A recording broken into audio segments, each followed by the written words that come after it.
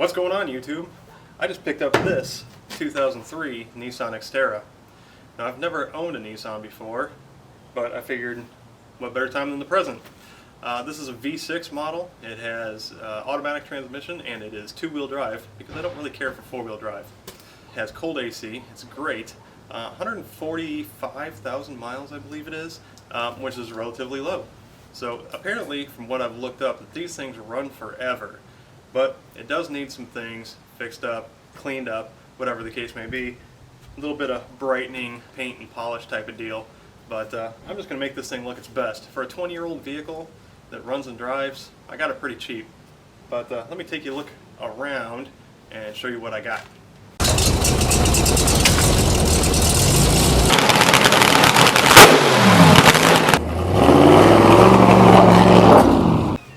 Well, to start off with, the obvious, the headlight surround pieces are, actually the headlights themselves are extremely foggy, which I can't stand. I gotta fix that. The headlight surround pieces need paint. The plastics are all gray, faded. The paint has a little bit of clear coat coming off, so that will need to be addressed. I'm not making this thing look perfect, but I'd like it to look a little more presentable than what it is. There's a dent right there on the fender, and I'm going to see if I can pop that out, make that look better. It's got, I believe, aftermarket wheels maybe that are blacked out. I like the looks of those. Come around the back. The bumpers and the plastic are faded and gray. From this side, it looks nice, but it definitely needs cleaned up. The back seat is very nice and presentable. The floor is good. This was owned by a young man, I think in his 20s, that took very good care of it. The headliner is gone, and it looks pretty gross, just with the foam, so I want to fix that. Like I said, all four windows work. The front two windows need new regulators kind of put in because they kind of rock a little bit, so I'm sure the rollers are broke off. A little bit of wear here on the seat. It is very dirty. There's bread on the floor, a lot of crap on the center console, but the AC does work. And then I got to address the visor that is falling apart. Door panels are in great shape. It is very rust free, but I'm in the south, of course. Oh, that's locked. Let's see, how do you do this?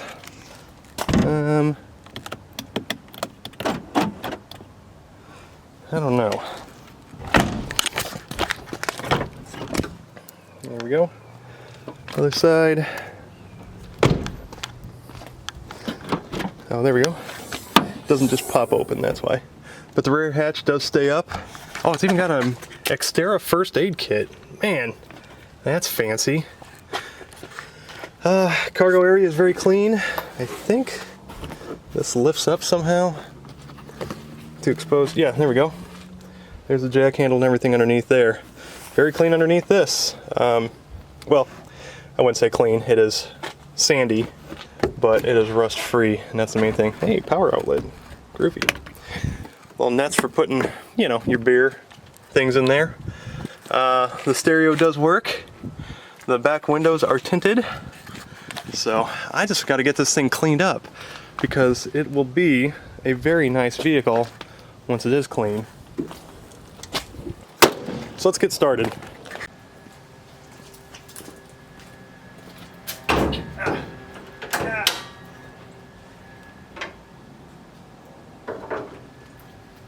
Here we go, Nissan V6. I believe it's a 3.3 liter. If I'm not mistaken, before they put out the 4 liter. The young man I got it from did plugs, wires, did an oil change on it.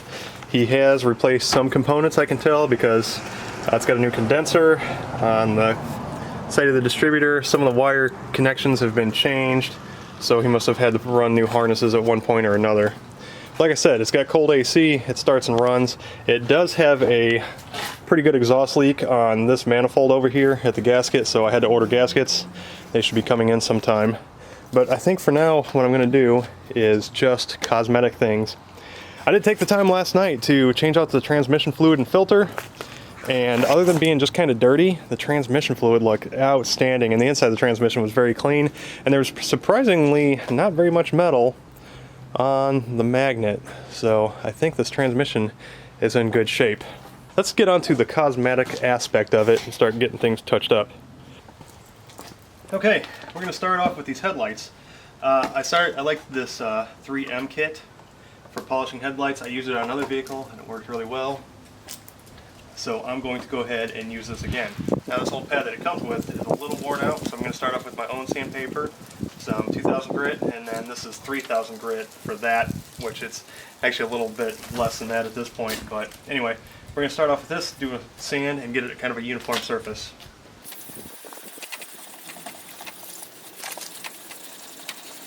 What I'm doing is removing all of the impurities and oxidization off of the outside of the headlight lens before I do the final light sand, and then clean it up and apply this clear coat. Okay. This is just with the initial 2000 grit, and as you can see, it's already looking a lot better. Oh, can't forget about this guy down here either.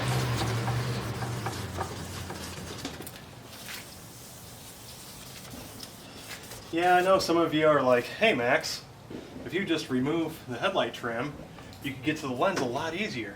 And then when you go to paint it, you could just paint it. Heck, it could be over there drying already as I'm doing the headlights. But from what it looks like, because that one's already loose, is to get this one all the way off, or that one, you have to remove the grill. And in order to get the grill off, you have to remove the bumper. And I'm just not trying to remove all that stuff. Call me lazy. It'll probably pay off in the end, but you know what? This is working. Yeah, it's not going to be perfect, but it'll be presentable. That's all that matters. Time to add the little clear coat packet on there. Now, I did 2 Cadillac headlights with 1 packet, so I'm thinking this should be more than enough for these little headlights. This should probably mask it off so I don't get it on the plastic that I'm about to paint also. But you know what? Oh well.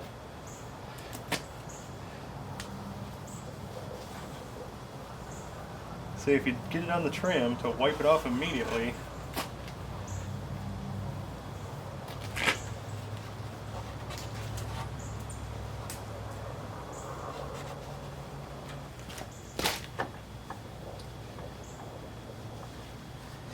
there we go.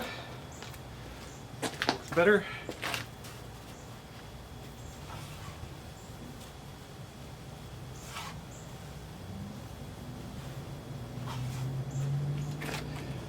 What it said about, did I throw away the instructions? I think they put them right on the box, but they don't. Oh well. Okay, well, they're clearer. You can actually see what's going on inside there versus just a hazy lens.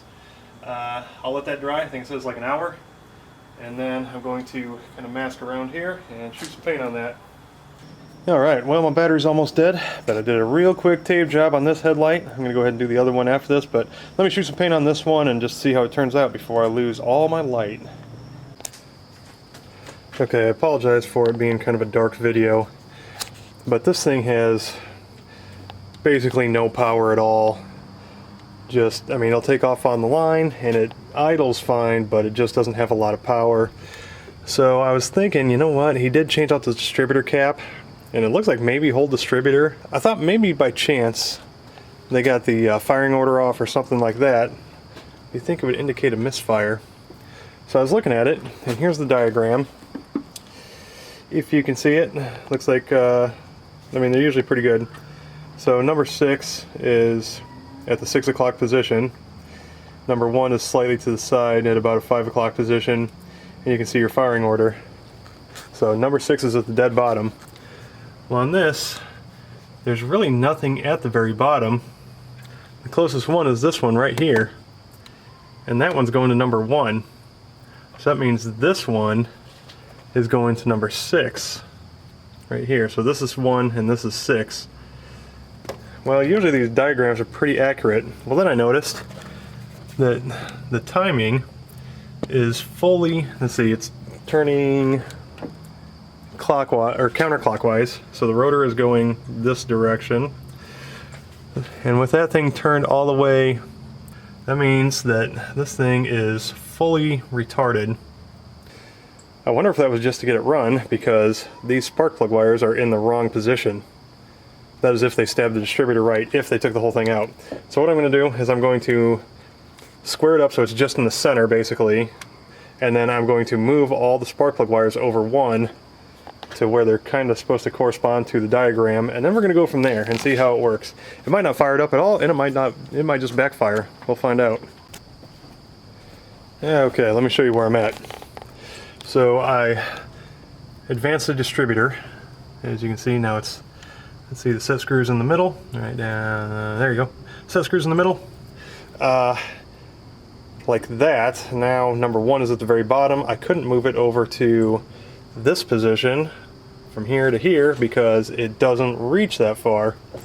As you can see, the wire's right here and it runs through there, and it's very short. Like, it will not reach over there unless I switch it with maybe the number 2 or something. I'm not sure. Anyway, there's my timing marks right down there. Right down there, marked in white on the crank pulley, there's like 5 of them. So it's 5, 10, 15, 20, 25, whatever. Or it's 5 degrees before top dead center, then top dead center, 5, 10, 15, something like that. So since I advanced it, I fired it up, and it fires up and it sounds better. It sounds like it has more power, it revs better. So I'm going to kind of leave it where it's at there. Anyway, so I'm going to take it around the block and see how it runs with this setting, and if it runs better, I'm going to keep going in the advancing timing. Okay, yeah, I know it's dark. I'm sorry about that. But man, what a difference. Actually having some timing in this thing, it really pulls itself now. Before it wouldn't even get out of its own way, but now it really moves. I can probably play with the timing a little bit more, but I mean, for initial, you know, just a quick set, this thing is pretty darn good. So I am happy about that. I was a little upset because of how slow it was and how gutless. But I mean, I figured it couldn't be anything serious because these things should run really well. Maybe a fuel issue or something like that, but nope, just was timing. And I see that I have an oil leak. Look at that. That's not good. Oh, yeah, actually it's right underneath the drain plug. Okay, maybe the drain plug isn't real good, but we'll address that. Anyway, cool. Man, that makes me so much happier. Okay, crisis averted. I put almost a full turn on the oil plug just to snug it. So yeah, I think that was the problem. Easy fixes, man, that is making me happy. I really need to clean the mats because they are disgusting. That's actually the cleanest one. Of course, it's a rear. Driver's mat and passenger mat are both hideous. I thought this thing had a trailer hitch, but I guess it doesn't because there's a spare tire in the way. Oh well, I guess I'll have to find something else to haul stuff, or pull off that spare tire and put a hitch on this. I'm sure they make a kit. Cool, man, this thing's getting better and better. Okay, I'm going to take down this visor that's falling apart.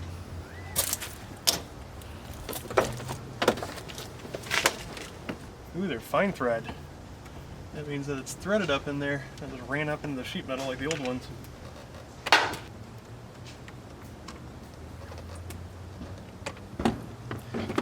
Okay. Yep. Yeah. It's just cardboard with fabric sewn to it with a little thin layer of foam. All the foam is deteriorating, and so is the fabric. Yeah.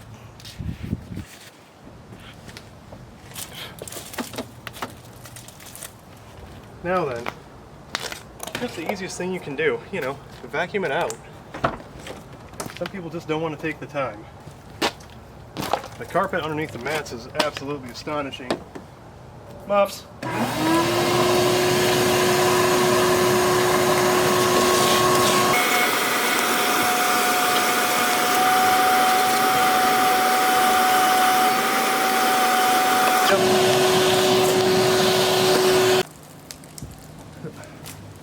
Well, so far this thing's looking pretty good. Getting all the mechanicals and everything working. Digital's pretty much working. I got a couple little things I gotta fix. I wanted to film fixing this big dent right here, so I slid the battery out of the way and I stuck a screwdriver up in there just to see if I could get to it, and it popped right out. So sorry I missed getting that on camera. I got still just a little bit of a spot there and then there and there, which I'll have to get in there and just kind of press on, get those nice and smooth. However, the major dent is out of it, so that's a plus. I wanted to work on a little bit of paint correction. Let me show you what I got over here. So right here at the door edge, you can see where it's all hazy. I'm guessing from people grabbing the door and things of that nature, scratching the paint. So I'm going to take a little bit of rubbing compound, see if I can get that to come out. Like, you need to go ahead and see if even the urgent care there can do x-rays, because they'll tell you them right there in the office and you don't have to pay as much.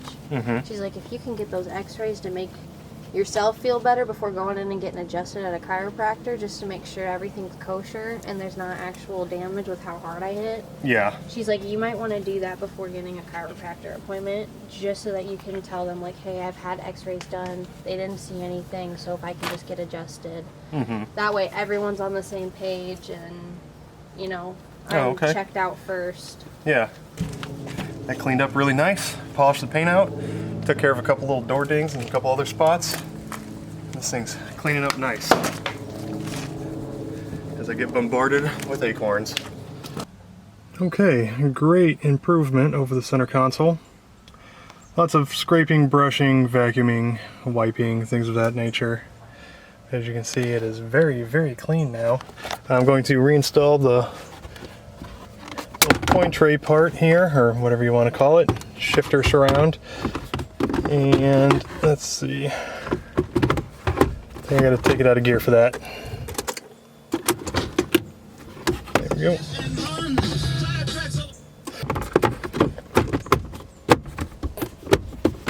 There we go. Nice. It looks like a new car. Well, newer anyway. Not as trashy. Okay. Next thing we're going to work on is this hood. Now, probably from your angle it doesn't look horrible, but it is pretty bad. It's very chalky and dull. There is a little bit of shine, but not much. I think it's going to come back really nice, especially with this metallic flake that's in it. Obviously, this clear coat isn't going to help anything. There are a few heavy scratches, but I think overall it's going to look a heck of a lot better. So let's jump on it. I'm going to use my polishing wheel with Meguiar's cleaner wax. So figure, what the heck, let's get at it.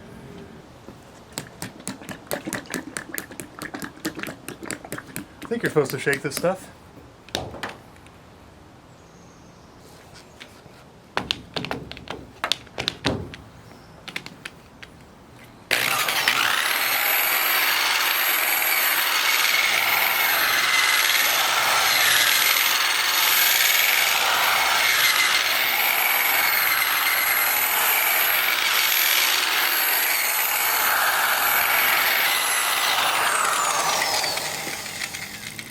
You know what, I think I'm using the wrong tool for this.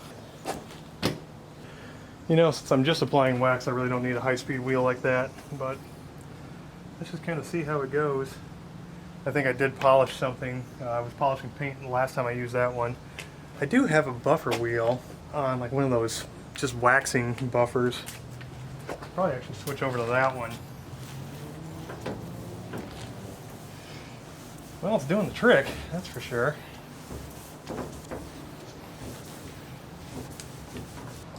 Here's the one I was talking about.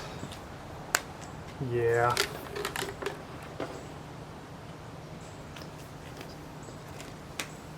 All right.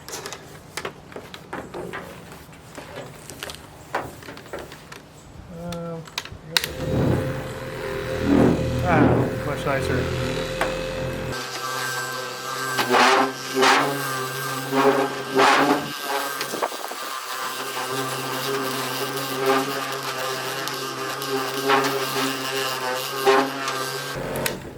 Well, I mean, it's not horrible.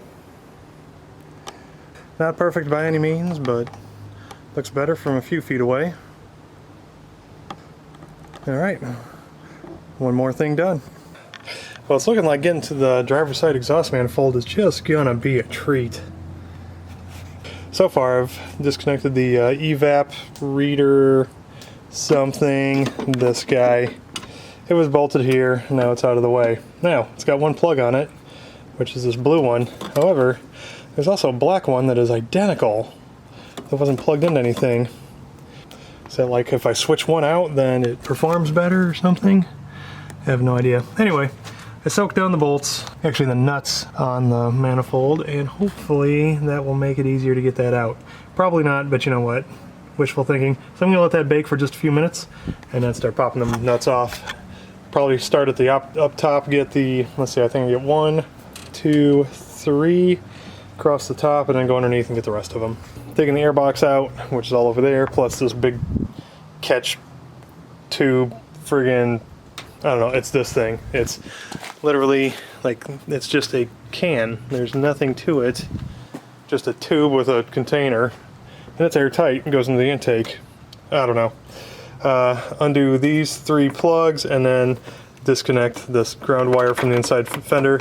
So once you get all that bracket out, once you pull that whole harness out of the way, I was able to get that catch can, whatever the heck it was, out of there. I think I got pretty good access to all the bolts down there on the manifold, and I'll be able to get those pulled out along with the tube for the EGR. Well, surprise, surprise. I went to loosen the first nut off of the exhaust manifold and it was already loose. So I tightened it down and went around the other ones and every single nut was loose. So I just tightened it all back up. Now, does that mean my gasket is intact? Probably not, but it's probably going to be better than it was. So as long as it quiets it down a little bit, I'm happy. Before I put it back together, I removed that stupid catch can thingy and I just clamped it off with a piece of plastic wrapped in electrical tape and Gorilla tape and all that stuff. So, you know what? I think it'll be fine. Shouldn't suck it in. Anyway, everything's connected back up, I think. And with that, I believe it's time to fire it up and see how it sounds.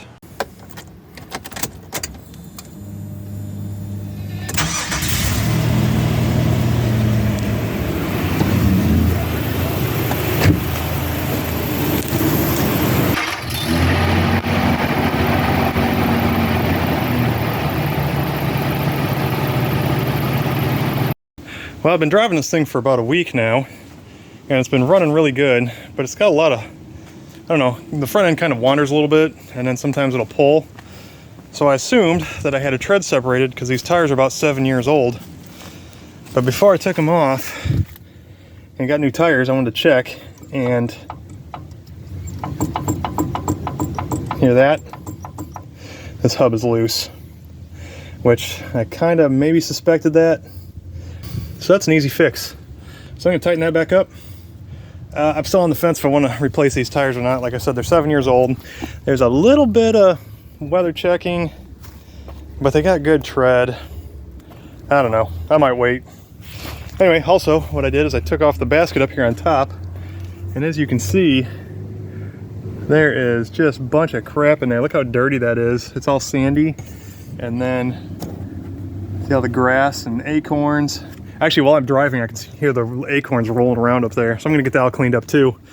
If I take off these 2, 3, 4 screws on there, I can take off that whole air dam and get that really clean. So I'm gonna tighten this up and get her done. Well, that was interesting. Pop the cap off and 2 little Phillips head screws fell out. And it looks like there's little holes that may be threaded that they go into. Is there only 2? I don't know. That's weird. Now I want to check the other side. But also, maybe some of y'all know, is this or like a rim spacer? Does anybody know if this is stock on this vehicle? Because these tires come out flush with the end of the fender, and these are actually 255s and supposed to have 265s on it, which would stick it out even farther. So I was wondering if it was just the rim offset or if this is supposed to be on there. I don't know. Bleep it down in the comments and let me know for sure, and then I don't have to guess. Yeah, I'm thinking this hub was a little loose. There we go. That's better. Good half turn on it. Tighten everything up. There. I think that'll be all right. Okay, and then yeah, let's see. That would back off if them screws came out. Note to self: do not work with little tiny screws at the end of your driveway where there's a bunch of leaves and crap.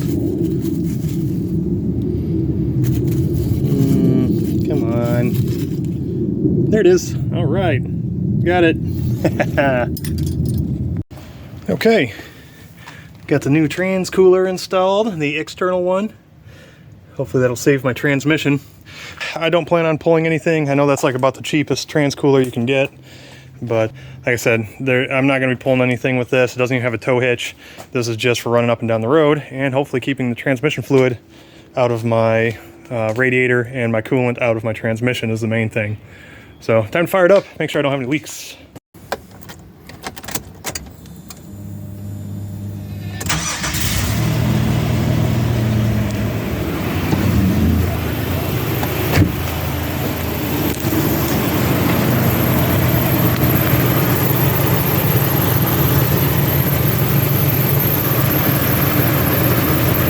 So far so good. Got a little bit of a squeak up under here. Not sure what that is.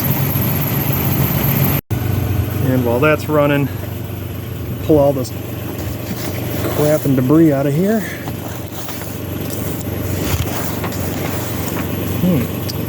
A small nest on my roof. Okay, better. Okay, just got done putting a little more timing in it. Just had it set about 4 degrees before top dead center. Put it up to about 12, so that should make a huge difference in how it runs. Now I'm going to take this off. Yep. All right. Fixing little stuff that, you know what, I'm just gonna leave this off for a while because like there's all sorts of crud in it. Pine needles and such. So I'll get that cleaned out, and then it's supposed to dump rain today and tomorrow, so I'll just drive around and let nature take care of that one. Okay, well, I think that's about as good as it's gonna get. It's not perfectly clean by any means, but it's much better than it was. And that'll hopefully keep a little bit of the junk from scraping my roof. There's still a little bit of black stuff up here I need to get to, but I'm heading out of town tomorrow morning real early, taking a little trip in this thing. So I want to put the rack back up there so I can throw fishing poles and whatnot in there. Hopefully it does really good. I'm looking forward to it. There we go. Roof rack is reinstalled. Got that taken care of. Now on to the next thing. This marker light right here in the corner does not work. So obviously got a bulb burned out. But in order to get it, you have to get up behind here. And there's one 8mm nut on the back side that you can barely get to with a wrench. And there's only about that much space behind the nut, so you can't even put a ratchet on there. Once you get that spun out, you can pop this guy out of here and twist the socket and pull the bulb out. And as you can see, this thing is completely blown out and it's all corroded. So that makes me think that it's probably getting water in that lens also. So we got a couple issues to address. Yep, that bulb looks nasty. Okay, lens is all sealed up and cleaned up. I wire brushed the inside of that socket as much as I could. These little flat ones are kind of a pain in the butt, but threw a little bit of dielectric grease on the terminals there. And we'll go ahead and insert it, and hopefully this works. Okay. Okay, that one works. Obviously that top one's out, and this one still isn't working. So I might have to fudge around with it a little bit. There we go, a little bit of in and out action. Cleaned up the terminals and made it work. So I'll slap that back together. There we go, reinstalled, and that looks good. I still don't know how to change that bulb.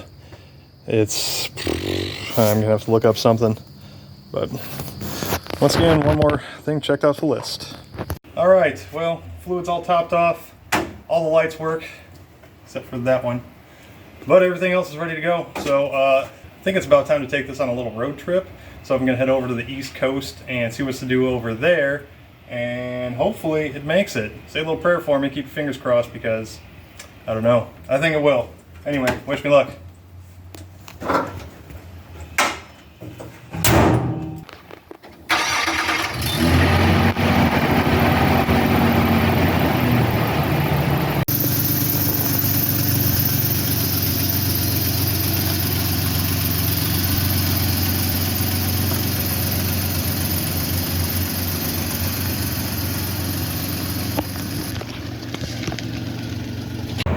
Well, the old Nissan made it all the way down to the east coast of Florida, heading up Ford's garage down here. Great food, good burgers. So if y'all get a chance, shoot on down there. Just got done cruising down A1A, Beachfront Avenue. Rolled in here to the Village Inn restaurant, had to grab some pie because, well, it's time for lunch. Cool thing over on the beach, found a nice shark's tooth, so that was a lot of fun. Fixing to head back up the coast, up towards Jacksonville. And notice there's another little issue. As you can see, it's up to heat. Click on it. As you notice, it's up to heat, and it's still idling at about 1100 RPM, so I have to check around. Might be idle air control solenoid or maybe throttle position sensor. Need a little cleanup and slap it back together. Hopefully that'll take care of it. It doesn't do it all the time, but just occasionally. Well, got my corner light fixed right there. Now I got to change out this top bulb, which according to some of the other videos online is basically this 10 millimeter bolt right here, which is there, and then this one right there, which if it was on this side would be a lot easier, but this one, because of the washer reservoir, is in a really crappy spot. You get the ratchet in there, but you can't get your fingers in there, it'll do anything, so I'm going to be fighting with that one for a second.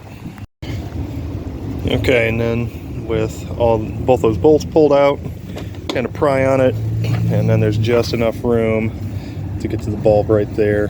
Looks like, I think there's a couple tabs that might kind of pop out towards the bottom.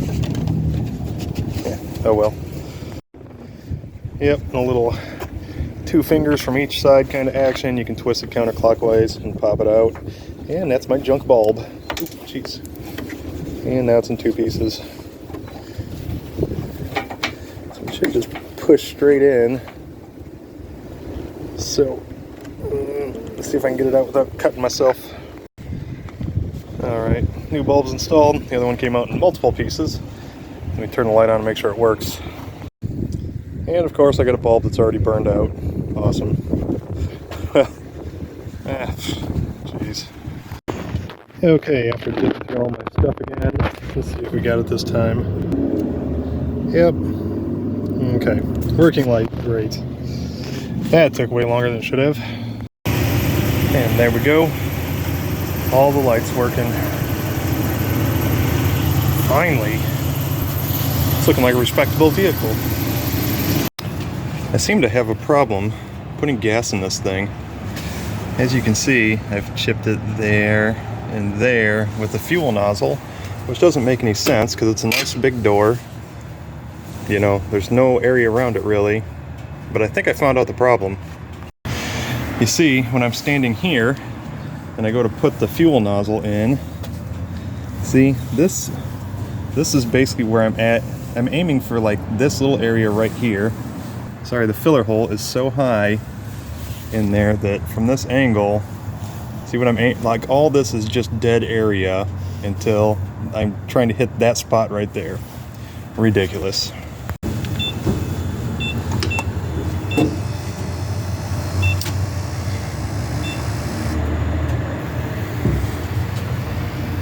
Oop, see? Doesn't help holding the camera either. There we go. This thing's running much better. Still have a check engine light. I want to try and clear up. Probably going to try and flush out the catalytic converters with a little lacquer thinner. Try the Scotty Kilmer technique and see if that works. But other than that, it's running good. It's got a lot of pickup. You know, typical things. It's a good running vehicle. I figured, you know, it did so good on the drive over to St. Augustine and back that I'd turn around 3 weeks later and drove it 1,000 miles each way up to Illinois and back to go see my parents. So worked out really good. Drove it, ran fine. It's not getting the greatest gas mileage, so once again I think I need to fix that catalytic converter problem and then possibly work on getting the throttle position sensor set and a few other little just tuning items, and I think it'll come back around. But like I said, other than that, it's running great. Up to 153,000 miles. So I've been really cracking the miles on her. And he's running good. Really enjoying this truck. If you enjoyed this video, don't forget to like, comment, and subscribe. Shh, shh, shh, shh. Go back to sleep.